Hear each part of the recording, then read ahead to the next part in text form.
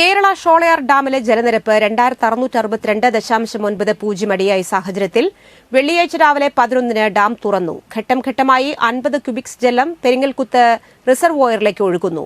ഡാമിന്റെ ഒരു ഷട്ടർ 0.5 അടി തുറന്നാണ് വെള്ളം ഒഴുക്കുക. ഈ ജലം ഏകദേശം 3 മണിക്കൂർ കൊണ്ട് പെരിങ്ങൽകുത്ത് റിസർവോയറിലെത്തി. താൽക്കാലികമായി ജലം പെരിങ്ങൽകുത്ത് റിസർവോയറിൽ സംഭരിക്കാൻ ശേഷിയുണ്ടെങ്കിലും വൃഷ്ടിപ്രദേശത്ത് കനത്ത മഴ തുടരുന്നതിനാലും പെരിങ്ങൽകുത്ത് റിസർവോയറിൽ ജലനിരപ്പ് ഉയരുന്നതിനാലും ഘട്ടം ഘട്ടമായി പരമാവധി 300 ക്യൂബിക്സ് അധിക ജലം തുറന്നുവിടേണ്ട സാഹചര്യമാണുള്ളത്. അതിനാൽ ചാലക്കുടി പുഴയിൽ പരമാവധി ക്രമാനുഗതമായി 1.50 മീറ്റർ ജലനിരപ്പ് ഉയരാൻ സാധ്യതയുണ്ട്. ചാലക്കുടി പുഴയിലെ ജലനിരപ്പ് ഇപ്പോൾ കുറവായതിനാൽ നിലവിൽ ആശങ്കപ്പെടേണ്ട സാഹചര്യമില്ലെങ്കിലും പുഴയുടെ തീരത്തുള്ളവർ ജാഗ്രത പാലിക്കണമെന്ന് ജില്ലാ ദുരന്ത നിവാരണ അതോറിറ്റി ചെയർമാൻ കൂടിയായ ജില്ലാ കളക്ടർ അർജുൻ പാണ്ഡ്യൻ അറിയിച്ചു.